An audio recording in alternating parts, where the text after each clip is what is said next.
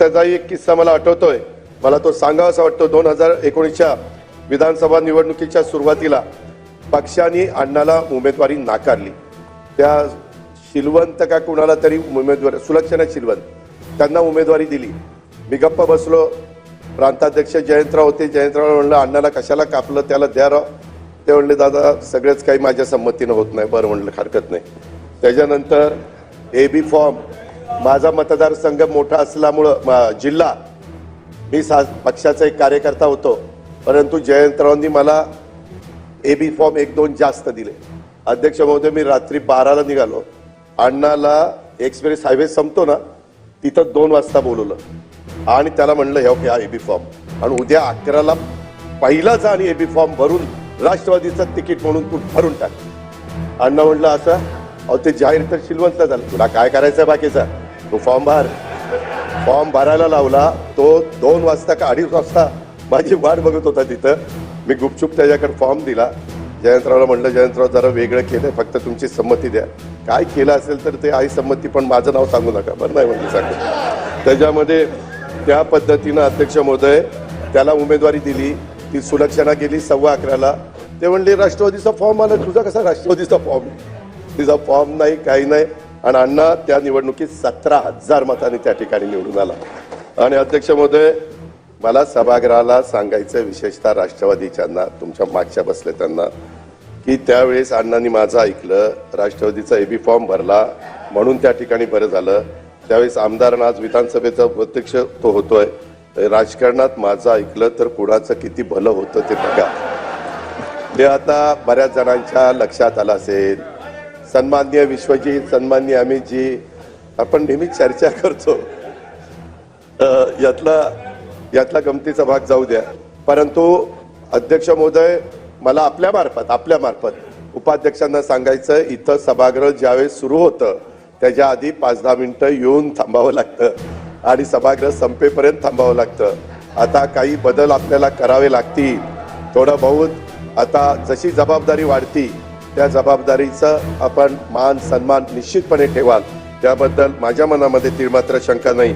पण मी पुन्हा एकदा नवनिर्वाचित उपाध्यक्ष अण्णा बनसोडे साहेबांचं अभिनंदन करतो, त्यांच्या कुटुंबियांचं, त्यांच्या कार्यकर्त्यांना, त्यांना विधानसभेमध्ये पाठवणाऱ्या तमाम तिथल्या मतदार बंधू भगिनींचं आणि माझ्या समस्त पिंपरी चिंचवडकरांचं देखील मी अभिनंदन करतो.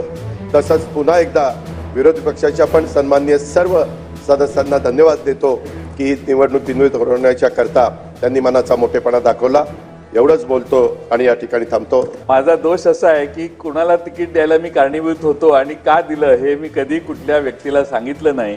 कारण पक्षात एकोपा राहावा, पक्ष एकमताने चालावा आणि कुणालाही काहीही कळू नये पण त्याला रिझल्ट मिळावा असा प्रयत्न करणं आवश्यक आहे. पण दादांनी अतिशय खुलेपणाने आमच्यातून तिकडे गेल्यामुळे त्यांनी मोकळेपणानं अण्णा बनसोडना कसं तिकीट मिळालं हे सांगितलं. पण वस्तुस्थिती अशी आहे की दादांनी आणि मी मिळूनच त्या मतदारसंघात दुसरं नाव मुंबईत ठरवलं.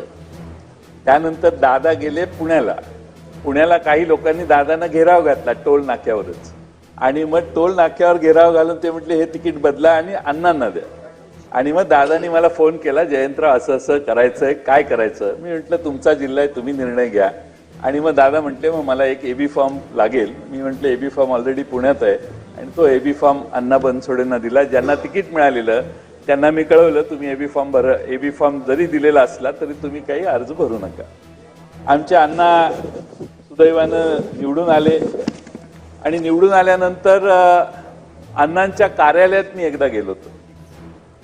सगळ्या सदस्यांनी हे लक्षात घेतलं पाहिजे. कधी जमलं पिंपरी चिंचवडला तर अण्णांच्या कार्यालयात, दादा तुम्ही गेलाय का अण्णांच्या कार्यालयात? माननीय अजितदादांनी त्यांना विधानसभेचे उपाध्यक्ष म्हणून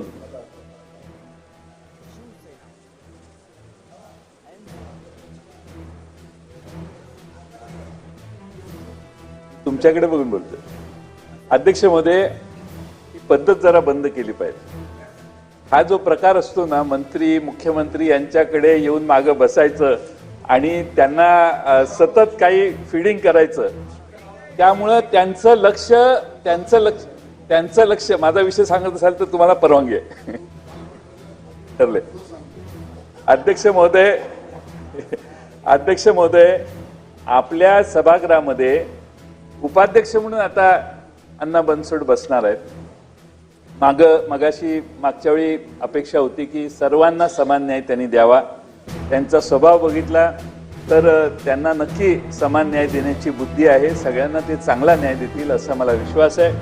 पण मी अजितदादा तुमचंही कौतुक करेन की तुम्ही तुमच्या सगळ्या 40-41 आमदारांमधून अण्णा बनसोडेंची निवड केली आणि एका दलित समाजाच्या सामान्य घरातल्या माणसाला या ठिकाणी उपाध्यक्ष म्हणून आणण्याचं काम केलं।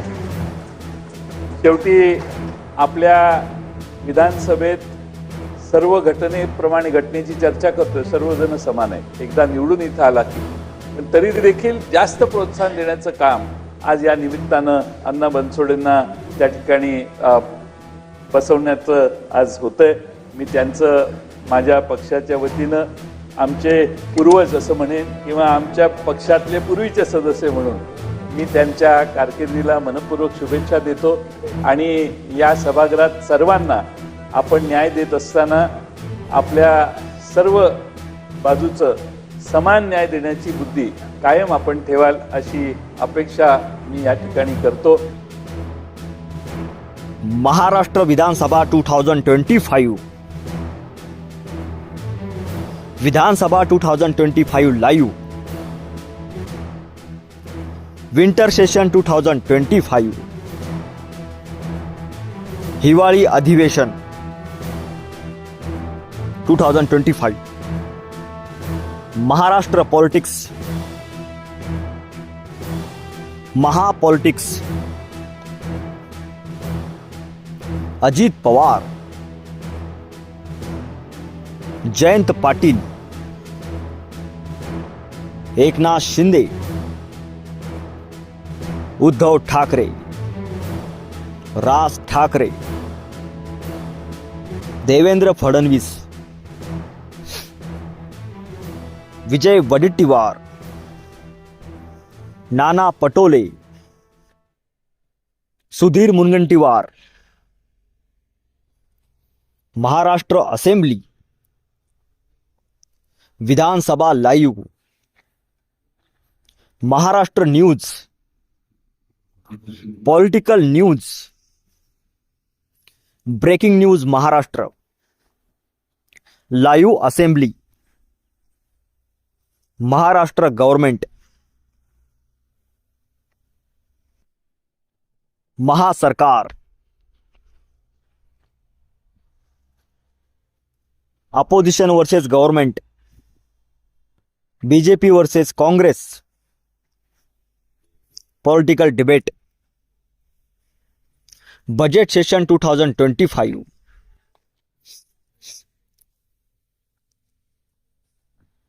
Indian politics Maharashtra politics Marathi news Marathi politics Mumbai politics Vidhan Bhavan MLA debate Maha Vikas Aghadi Mahayuti Shiv Sena NCP Congress BJP assembly updates